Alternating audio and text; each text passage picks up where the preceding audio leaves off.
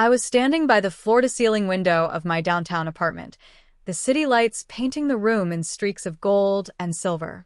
My silk blouse felt cool against my skin, a small comfort in a morning that promised nothing but tension. My phone buzzed insistently on the marble countertop, and for a moment, I ignored it, pretending the world outside my bubble didn't exist. Then I saw the message. Dad said this house is mine now. Move out. The words made my chest tighten, a sharp, familiar pang I thought I'd left behind years ago. My stepmom's smirk, even in text form, was almost audible. I inhaled, tasting the faint bitterness of my coffee as my mind spun through memories I had tucked away neatly, memories of being dismissed, underestimated, told I would never amount to anything. I had built a life of calm, of quiet victories, of successes my family could never see. They didn't know that the little girl who once packed her bags in the middle of the night had grown into a woman who carried her own license, her own authority, her own voice. The city's hum pressed against the glass, a constant reminder that life moves forward whether you're ready or not. My fingers hovered over my phone. I could reply with civility, ignore it, or just maybe, I could remind them of exactly who I had become. The lump in my throat subsided, replaced by a steady pulse of anticipation. It was time to confront the past, but this time, the rules had changed. I remember the first time my father told me the house belonged to him now. I was 17, clutching my textbooks like armor, and my stepmom stood in the doorway with that same smug smile she still carries in my memory. "You'll have to leave," she said, her tone light, almost playful, but the words cut sharper than any knife. My throat tightened. My hands shook slightly, the tips white from gripping the straps of my backpack. I wanted to shout, to argue, to remind them I wasn't just a child, they had no right to treat me like one. But all I could do was stand there, small and trembling, as if my very presence was a disruption. It wasn't just about a house. It was about being dismissed, erased, and told that my dreams, my ambitions, were insignificant. My father's eyes flickered with guilt, but he didn't intervene. I learned then that the people you expect to protect you aren't always capable or willing. That evening, I wandered to my grandmother's old garden, the one she had tended with hands that were wrinkled but strong. She pressed a small, leather-bound notebook into my palm. "Write everything," she said. "Your plans, your dreams, your victories. One day, you'll need to remind them and yourself of who you really are." I sat on the stone bench, inhaling the scent of roses mixed with wet earth, and felt a strange mix of grief and resolve. That notebook became my anchor, a symbol of my independence. Every scribbled note, every tiny plan etched onto its pages, was a promise that I wouldn't remain powerless. By the end of that week, I had made a decision. I would leave the house, yes, but I wouldn't disappear into obscurity. I would build a life of my own, one they couldn't dictate, one they couldn't diminish. The sting of being dismissed fueled my determination. That small, trembling girl who had stood in the hallway would one day stand taller than anyone had imagined, and no smug smirk could stop her. I left home with nothing but that leather-bound notebook and a quiet determination burning inside me. College loans, part-time jobs, and countless nights spent in cramped apartments became my new normal.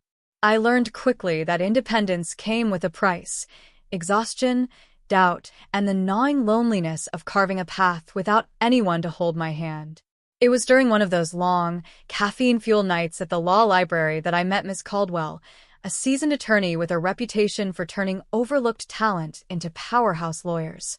She noticed my meticulous notes, my relentless attention to detail, and most importantly, my unwillingness to let setbacks define me. "You've got fire," she said once, tucking a stray strand of hair behind her ear. "Don't let anyone tell you where you belong." Her mentorship became the cornerstone of my growth. I devoured every lesson: how to read between the lines in contracts, how to negotiate with poise, how to turn even the smallest opportunity into a stepping stone for success. I faced rejection constantly, job offers rescinded, cases lost, clients who doubted me because of my age and gender, but each setback only sharpened my resolve. Slowly, Victories began to accumulate. The first client who entrusted me with a case felt like triumph enough to make me tear up quietly in my apartment. My first profitable settlement, negotiated on a sleepless Tuesday morning, felt like proof that I could exist in a world that had once dismissed me. I started saving, investing, and building a professional network that operated completely outside the eyes of my family. I kept my success secret, posting only modest updates on social media, careful to avoid any hint of wealth or prominence. My family's assumptions about me, helpless, struggling, dependent, remained intact, a secret weapon I would someday wield. Every time I glanced at the leather notebook on my desk, I felt the weight of my grandmother's words, reminding me that patience, preparation, and quiet determination could be as powerful as any confrontation. By the time I earned my law license, I had a small but formidable practice, an office adorned with elegant yet understated touches that reflected both my personality and my journey. I had finally built something that was unmistakably mine, success I had clawed for, every inch of it earned, every victory a silent testament to the girl who had once been told to move out. And yet, despite it all, I kept waiting for the day I might have to return, not out of necessity, but because some doors, even when closed, demand to be confronted. That day was approaching. I could feel it in the pulse of my city, in the subtle tension in my phone's notifications. They expected a girl who had once been small, timid, and powerless. What they would meet instead was someone they had never truly imagined. The knock on my office door came just as I was reviewing a contract. I didn't need to look up to know who it was. My father, his expression a mix of hesitation and expectation, and my stepmom, that same smug smirk curling on her lips, had arrived. "Darcy," my father said, using my name in that distant, formal way he always did when he wasn't proud. "Come in," I interrupted softly, but with an authority I knew would unnerve them. I gestured to the chairs in my office. My walls were lined with framed degrees, certificates, and a few carefully chosen pieces of modern art that made the space feel personal, sophisticated, undeniably mine.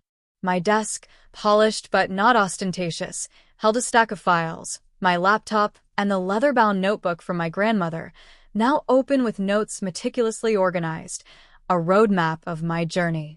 They entered cautiously, their eyes darting to the details, the elegant yet understated decor, the subtle scent of jasmine from a diffuser, the gleam of my awards reflecting the overhead light. My stepmom's smirk faltered, replaced by a flicker of unease. "Dad," I began, my voice calm but unwavering, "you told me years ago to move out. You said this house was yours now. And yet, here I am, standing before you, as someone entirely different from the girl you dismissed." I reached for the framed copy of my law license on the wall, the gold lettering glinting in the light. "This," I said, holding it so they could see, "is the result of years of work you thought I would never achieve. I am a licensed attorney. I own my practice. I negotiate, I win, and I create opportunities, not because of you, but in spite of the doubt and dismissal I endured."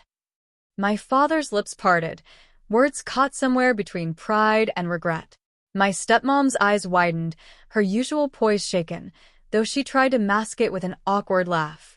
I didn't allow them time to speak. I continued, "I've built this life carefully, quietly. Every victory, every step toward independence, has been mine alone. And now you are witnessing it firsthand. The girl you once thought powerless? She no longer exists." I let the moment linger, letting the gravity of my transformation sink in. They studied me, the sharpness in my gaze, the confidence in my posture, the calm authority that had replaced the tentative girl they remembered. My stepmom's smirk faded entirely, replaced by disbelief. My father's shoulders slumped slightly, a silent acknowledgement of his past mistakes. Then I laid out the subtle but unmistakable truth of my financial independence. Contracts signed, client lists, assets, investments, all documented in neatly organized folders. "Everything you see here," I said, "was earned meticulously, without your support or belief. And now you understand why I never asked for your permission or your approval. The room was silent except for the faint hum of the air conditioner and the distant city sounds drifting through the windows. Their faces shifted from disbelief to shame, awe, and finally a quiet understanding that the power dynamic had irrevocably changed. The girl they had underestimated, told to leave, laughed at, and dismissed had returned. Not for vengeance, but armed with undeniable success, dignity, and control over her own life. I leaned back in my chair, letting the silence stretch just long enough for them to feel it. For years, they had assumed I was powerless, and now the tables had turned. I had the authority, the control, and the clarity to decide how, or if, they would be a part of my life moving forward. Here's the deal, I began, my voice calm but firm. I'm not interested in punishment. I'm interested in change, yours and mine. If you want to continue being a part of my life, certain things must happen. First, Dad, you need to acknowledge the way you dismissed me and stop excusing it. It's time to support me as an equal, not as a child you once underestimated. My stepmom shifted uncomfortably, and I held her gaze. You, I continued, must drop the habit of belittling others to feel superior. I'm willing to help, but only if there's genuine effort to respect boundaries and understand the consequences of your actions. No more smirks, no more condescension. Growth isn't optional. I paused, letting the weight of my words sink in. I will help where I can, but support is conditional. It's not charity, it's an opportunity for you to grow into versions of yourselves that I can respect. I've fought to become someone I'm proud of. I will not let old patterns, old toxicity, or old arrogance undo what I've worked for. I outlined specific expectations: honesty, accountability, and a commitment to self-improvement. Dad's involvement meant learning to step aside when necessary, to respect my autonomy. Stepmom's conditions were even stricter. She had to demonstrate true empathy, a willingness to understand boundaries, and respect for the people she interacted with, including me. Their faces were a mix of relief and apprehension, but I saw the flicker of recognition, perhaps the first time they understood the full extent of their misjudgment. I'm not perfect, I said softly, but I've built a life I respect, and I intend to protect it. If you want to share in it, you'll do so on terms that honor who I am now. This wasn't about vengeance. It was about reclaiming power and establishing a standard for how I would allow people into my life. Compassion mingled with firmness as I drew the line between the past and the present. I could be generous, supportive, and loving, but only where respect and growth were present. Finally, I leaned forward, my gaze unwavering. You've had your chance to shape my life. Now it's mine to define. Choose carefully. I've earned this, and I will defend it. Not with anger, but with clarity, wisdom, and strength. By the time the conversation ended, the energy in the room had shifted. The once smug smirk was gone, replaced with cautious acknowledgement. They were learning, perhaps for the first time, that empowerment wasn't a threat to them. It was the natural consequence of respect and effort.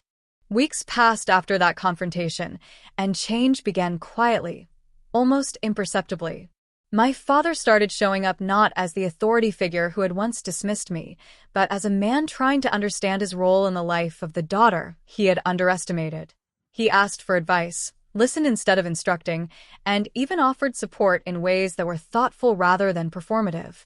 My stepmom's transformation was slower, but noticeable. The smirk that had once felt like a challenge softened into genuine curiosity and effort.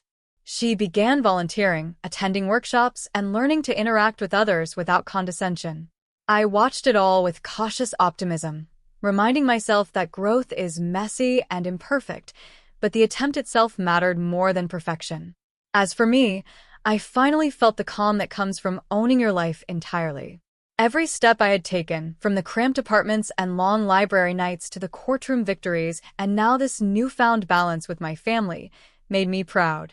I often glanced at the leather-bound notebook my grandmother had given me all those years ago. Its pages, once filled with plans and dreams, now bore notes of achievements, reflections, and reminders of resilience. It had become more than a notebook. It was a testament to survival, strategy, and self-respect. Sitting at my office window one evening, watching the city pulse beneath me, I reflected on the journey. The girl who had been told to leave was gone. In her place stood a woman who had faced rejection, heartbreak, and doubt, yet emerged stronger, wiser, and unshakably independent. The emotional scars remained, but they were no longer wounds. They were proof of how far I had come. I smiled, tracing my fingers over the notebook's worn cover. My grandmother's voice echoed in my memory. One day, you'll remind them and yourself of who you really are. I had done that. I had reminded them, but more importantly, I had reminded myself. The world outside my window was vast, unpredictable, and full of possibility, but I no longer feared it. I had claimed my life, my authority, and my space, and nothing, not dismissal, not doubt, not old wounds, could take that away. And as the last streaks of sunset faded behind the skyline, I whispered to myself, a soft but unwavering declaration. I am enough. I am capable. I am mine.